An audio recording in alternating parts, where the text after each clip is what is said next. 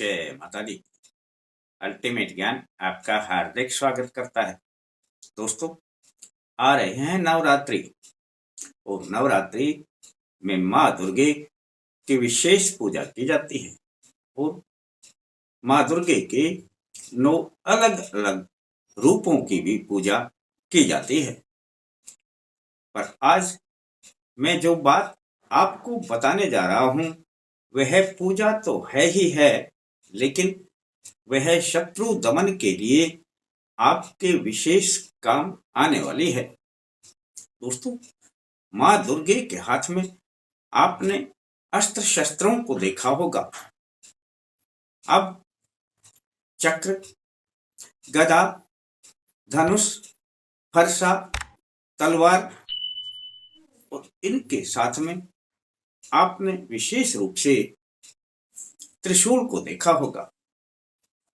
दोस्तों, इस त्रिशूल को माँ दुर्गे को भेंट किया था भगवान भोलेनाथ ने। और जो यह त्रिशूल है, इसी से माँ अधिकतर अपने दुष्टों का संहार किया करती थी और महिषासुर का वध भी इन्होंने इसी त्रिशूल से किया था और उनका नाम महिषासुर मर्दनी पड़ गया था। दोस्तों, माँ दुर्गे वैसे तो आप जो भी इस नवरात्रि में अपने मन की इच्छा के लिए जिस रूप में जिस भी देवी का ध्यान करते हैं वे उसी रूप में आपका कार्य भी करते हैं। लेकिन विशेष रूप से माँ दुर्गे यदि इस नवरात्रि में यदि आप शत्रु विनाश के लिए प्रयोग करेंगे तो यह बहुत अधिक काम करेंगे। नवरात्रि में की जाती है शस्त्र पूजा और शस्त्र पूजा का भी यही विधान हुआ करता है। शस्त्र पूजा केवल शस्त्रों की पूजा इसलिए नहीं है कि ये शस्त्र है इनकी पूजा। उन शस्त्रों की महिमा, उन शस्त्रों की शक्ति वह तो बढ़ती ही बढ़ती है, लेकिन उन शस्त्रों में जो शक्ति आती है उस शक्ति से शत्रु अपने आप ही कांपने लग जाता है। अब किसी के पास शस्त्र हैं या नहीं, बात वह नहीं की जा रही है, लेकिन जिसके पास हैं वह इसकी अवश्य पूजा किया करते हैं। और अब जो मैं माँ के बारे में बता रहा था कि अब जो नवरात्रि लग रही हैं 9 तारीख से, 9 अप्रैल से, अब इस नवरात्रि में जो हम माँ की पूजा करते हैं तो माँ के साथ में यदि उस शस्त्र की पूजा की जाए जो माँ को सर्वाधिक प्रिय था, दुष्टों का दलन करने में जो सर्वाधिक प्रिय था, उसकी पूजा भी यदि साथ में की जाए तो यह समझ लेना कि आपका कार्य तो बनेगा ही बनेगा, लेकिन वह जो पूजा जिस शस्त्र की आप करेंगे वह शस्त्र आपके शत्रुओं का विनाश करने में सबसे अधिक सहायता करेगा। वैसे तो यह मंत्र खड्ग धारणी के नाम से है, पर खड्ग धारणी का अर्थ यह नहीं है कि माँ केवल खड्ग ही धारण करती हैं, लेकिन खड्ग धारणी के नाम से माँ को जाना जरूर गया है, लेकिन इस प्रयोग में अब त्रिशूल की पूजा हो, क्योंकि त्रिशूल से उन्होंने जिन दुष्टों का संहार किया और इसीलिए माँ को वह अधिक प्रिय भी था। भले ही हम उन्हें खड्ग धारणी के नाम से जानते रहे, वो एक अलग बात है।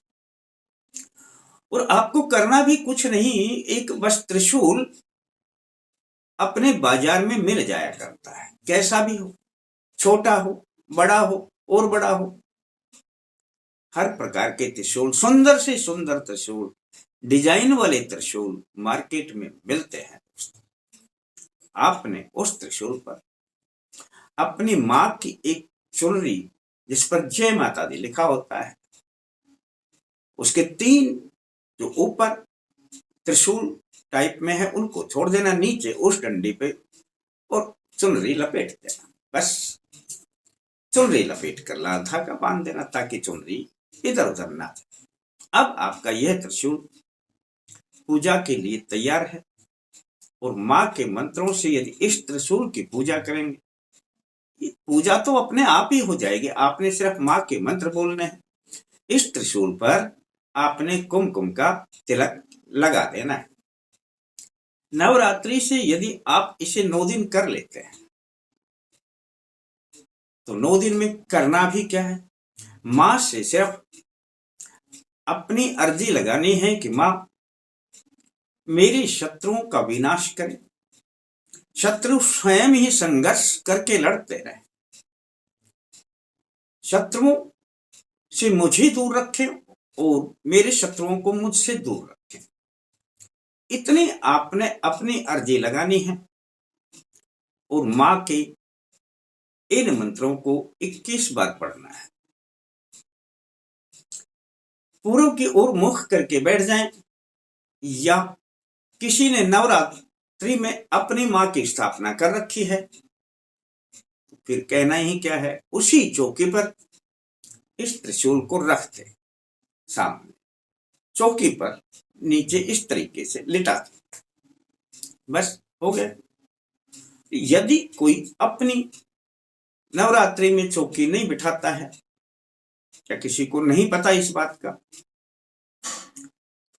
एक चौकी पर लाल कपड़ा बिछा ले, सामने माँ की फोटो लगाएं और उसके सामने इस त्रिशूल को लेटा दे। बस दोस्तों, यह त्रिशूल आपके वह काम आएगा कि जो आप सोच भी नहीं सकते। अब ऐसा करने के बाद जब माँ से आपने अर्जी लगा दी, आपने इन 21 मंत्रों को पढ़ना है। मंत्र मैंने पहले भी ये डाला हुआ है, किसी ने कुछ किया कराया खिलाया पिलाया किसी के ऊपर हो तो सब दूर हो जाता है और इससे भी सब चीजें दूर तो होंगी ही होंगी, विशेषकर शत्रुओं का नाश होना प्रारंभ हो जाएगा। और मंत्र फिर डाल देता हूं, ओम खड्गधारिणी शत्रु विनाशिनी देवी त्वं दुर्गेश्वरी, सकल बाधा हरो देवी नारायणी नमोस्तुते। बड़ा प्यारा मंत्र है और बहुत काम आता है। यह मंत्र हर प्रकार की बाधाओं को दूर करने में आता है, शत्रुओं को दूर करेगा ही करेगा। 21 मंत्र करने के बाद अपने त्रिशूल को वहीं पर रहने, कोई दिक्कत नहीं। अगले दिन फिर आपने इसी प्रकार से करना है। त्रिशूल अपने पास रखा है ही, माँ की है, फोटो भी है सामने। आपने अपने मंत्र पढ़ने से पहले माँ का यही ध्यान करना है, शत्रुओं से मेरी रक्षा करें, शत्रु मेरे से दूर रहें, बस इतना सा। फिर पढ़ लेना 21 मंत्र।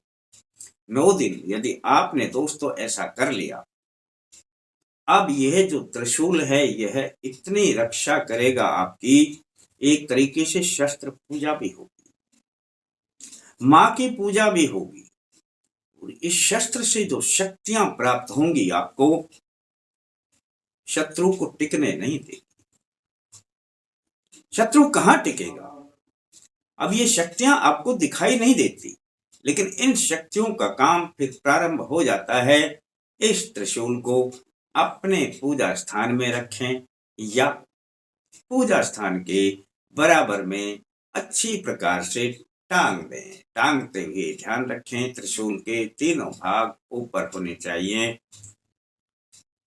कर देना दोस्तों, पूजा स्थान में रखें तो भी इसी प्रकार से खड़ा करें। एक बात का और ध्यान रख लेना कि जब भी नवरात्रि आए उस त्रिशूल से इसी प्रकार कर लेना। हो गया काम। आप भी स्वतंत्र, शत्रु भी नहीं टिक पाएगा। अब आप करेंगे, फायदा आपको होगा।